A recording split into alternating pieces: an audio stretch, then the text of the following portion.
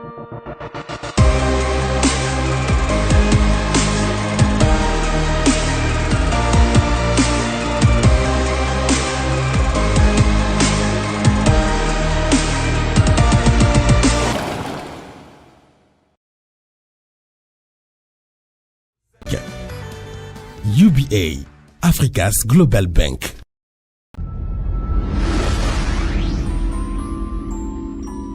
Bienvenue à vous qui nous rejoignez sur ce canal pour cette édition spéciale Tony Elumelu Foundation. Aujourd'hui, notre invitée est Madame Mariam Diéfaga. Bonjour et bienvenue. Bonjour, merci beaucoup. C'est un plaisir pour nous de vous recevoir sur ce plateau de Jeunes Émergents Magazine. Alors, vous avez été lauréate de Tony Elumelu Foundation en 2018. Exactement. Et aujourd'hui, vous dirigez l'entreprise Maranatha. Que vous avez créé en 2017. Nous allons parler de votre parcours, mais surtout de l'apport que Tony Elumelu Foundation a eu. Mais avant, dites-nous, à quoi ça ressemble votre parcours?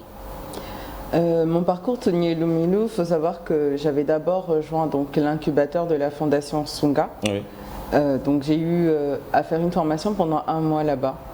Et au sorti justement de cette formation, à l'incubateur Sunga sur l'entrepreneuriat féminin. Il était question donc de pouvoir justement avoir un prêt au niveau de la banque, un prêt qui serait à un taux d'intérêt favorable, donc pour pouvoir soutenir justement les jeunes femmes que nous étions à pouvoir entreprendre. Sauf que obtenir ce prêt-là, on va dire, ne m'arrangeait pas entre guillemets, dans le sens où je préfère vraiment éviter, dans la mesure du possible, lorsque je lance une activité, de pouvoir la lancer avec un endettement. Parce que un prêt, ça reste avant tout une dette. Et à la fin de cette formation d'1 mois, c'est une amie qui va donc me parler de la fondation Tony Elumelu et puis de ce programme de formation avec à la clé $5000, ce qui était très intéressant pour moi parce que du coup, ça me permettait de pouvoir lancer l'activité sans avoir donc à obtenir un prêt à côté. D'autres jeunes filles, d'autres jeunes femmes à l'époque ont acquis ce prêt-là et elles ont pu éventuellement pour certaines s'en sortir, mais moi il m'a été plus intéressant de pouvoir justement saisir l'opportunité de la Fondation Tony Elumelu. Et la formation justement à l'incubateur Sunga m'a permis d'avoir les aptitudes pour pouvoir bien répondre aux questionnaires qui étaient disponibles lors de l'inscription sur la page internet de TEF Connect. Dites-nous aujourd'hui, pourquoi vous avez décidé de devenir entrepreneur? Alors, il faut savoir qu'à la base, l'entrepreneuriat, c'est d'abord une passion pour moi, mais c'est également un héritage familial. Ma mère est entrepreneur, mon père était un entrepreneur également. Ma mère, elle est vraiment multidisciplinaire. Elle a entrepris du salon de coiffure à la restauration et maintenant elle a une école qui a vraiment pignon sur rue dans la zone où elle se trouve. Et mon père a entrepris dans l'artisanat. Il était un bijoutier très connu de la place. Et donc c'est naturellement que j'ai pu avoir les aptitudes de me diriger vers l'entrepreneuriat. Aujourd'hui, vous dirigez la structure Maranatha. Parlez-nous de cette structure que vous dirigez aujourd'hui. Dans quoi est-ce que vous êtes spécialisé? Alors Maranatha, c'est d'abord quelque chose qui naît d'une passion, ma passion pour la photographie. La première fois qu'on m'a offert un appareil photo Reflex, donc qui est un appareil photo amateur professionnel, on va dire, j'ai donc commencé à faire des photos de paysages. Lorsqu'on organisait des soirées, je faisais des photos et c'est vraiment naturellement que je le faisais. Je prenais plaisir à retoucher ces photos et à les publier ensuite sur les réseaux sociaux, à envoyer à toutes les personnes qui apparaissaient sur ces images-là. Et donc, quand je suis rentrée au pays, j'ai forcément continué mon parcours naturel parce que j'avais fait des études en droit. Mais ce n'est pas vraiment ce qui me passionnait grandement, on va dire. J'aime beaucoup le droit, mais ce n'est pas ça qui me passionnait. J'ai quand même continué à faire de la photographie juste pour m'amuser.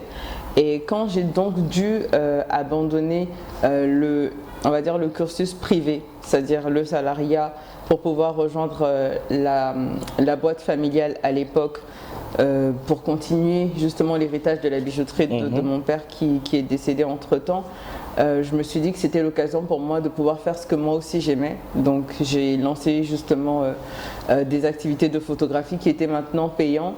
Et c'est au travers justement de la fondation Tony Elumelu et l'exigence de pouvoir avoir donc une société bien établie, bien structurée, que j'ai lancé, j'ai pu justement ouvrir l'établissement en communication, centré principalement sur la couverture événementielle en juillet 2017. Alors vous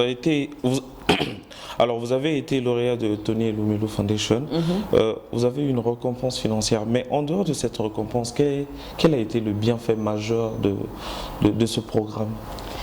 Alors, c'est très étonnant, mais je pense que le bienfait de ce programme, c'était vraiment le réseautage avec les autres lauréats. Dans le sens où, pour pouvoir justement avancer dans notre parcours en formation, au niveau de l'établissement du business plan, il nous fallait être vraiment unis, il nous fallait être en train de communiquer en fait entre nous. Donc à s'entraider, on a eu à faire des rencontres. Je me rappelle, on avait fait une rencontre à Casino pour discuter, pour voir comment les autres avançaient dans leur business plan. Et ce réseautage-là, c'est ces tips-là, on va dire ces conseils qu'on se donnait entre nous qui nous a aidés également à persévérer. Il y a notamment une de nos lauréates en 2018 qui s'appelle Exo Singala. Et cette jeune femme, elle était tout le temps en train de veiller sur toute l'équipe en fait. C'est elle qui nous a appelé pour dire qu'il y a un deadline demain sur telle activité, il faut le faire. Des trucs pour lesquels nous on n'était pas au courant. Et je dois dire que si je suis allée au bout justement de cette formation-là, c'est grâce en majeure partie d'ailleurs à Exaucé, parce qu'elle nous réveillait toujours. Et vraiment c'est ça que j'ai gardé. Le réseautage a été très important et ça nous a permis de nous soutenir après l'acquisition des fonds, de pouvoir relayer les informations sur les activités de chacun, donc avoir une grande portée, plus grande visibilité. Et également la formation en elle-même, c'est-à-dire qu'on a appris beaucoup sur comment justement avoir un bon business plan bien établi, à réfléchir en fait sur la clientèle qu'on est en train de cibler. Donc ça a vraiment permis à ce qu'on puisse structurer nos idées, parce que quand on entreprend, on a une idée et souvent on a plein d'idées qui sont autour, mais vraiment la formation nous a permis à tout structurer pour bien terminer la chose.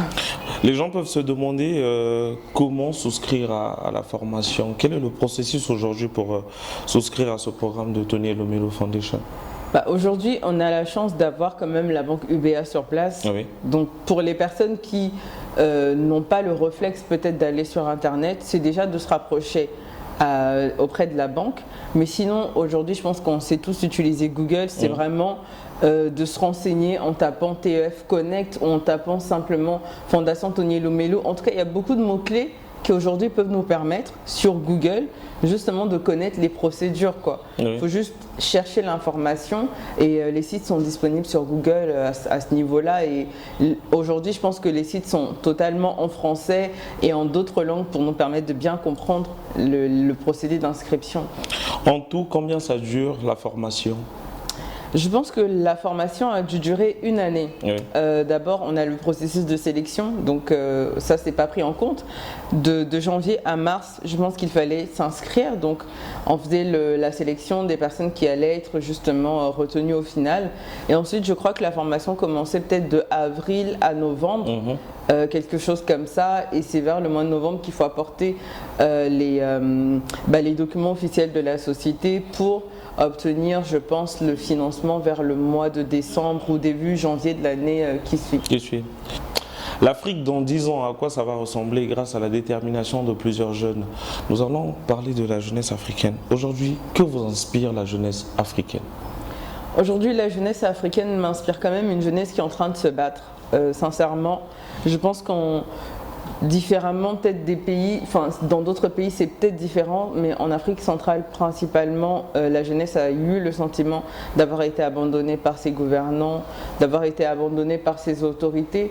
Et je crois que autant ça a apporté une certaine frustration et de se dire que de toute façon tout est fait, on laisse tomber, on regarde les choses se faire, mais ça a apporté aussi pour certains jeunes un sentiment de se dire que c'est pas parce que personne nous accompagne qu'on va se laisser faire et que maintenant on va se réveiller et on va faire les choses par nous-mêmes. Et ce qui est intéressant, c'est que ça a permis vraiment à ce petit groupe de jeunes-là de booster d'autres jeunes, donc de faire en sorte que la flamme puisse être communiquée à tout le monde et il y a davantage de personnes qui se lèvent et on est vraiment ravis parce que la jeunesse africaine, c'est elle qui va déterminer justement l'avenir de la nation, dans la mesure où l'Afrique est justement le continent où il y a une forte, on va dire, population jeune. Donc c'est à nous en fait de prendre les choses en main aujourd'hui et de pouvoir avancer, de ne pas se dire qu'on est jeune, voilà, on ne peut rien faire. Je pense qu'à n'importe quel âge, on peut contribuer à avoir un impact positif pour notre pays, mais également pour notre continent. Entreprendre en Afrique, surtout quand on est une femme, est-ce que c'est un défi ou c'est une impossibilité?